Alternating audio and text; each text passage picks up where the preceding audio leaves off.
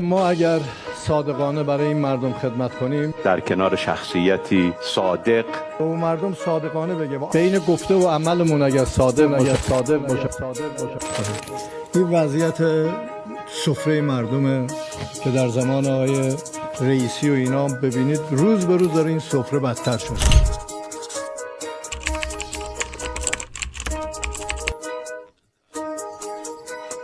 مردم ببینید فروش نفتتون رو کجا بردن. گفتن ما یاد دادیم که چجوری فروش بکنیم.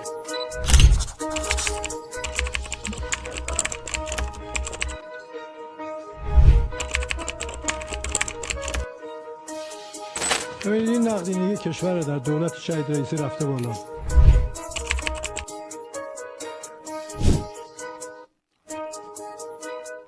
آینده دولت های رئیسی چجوری از آدمی که خودش به زور اومده بالا چجوری میتونه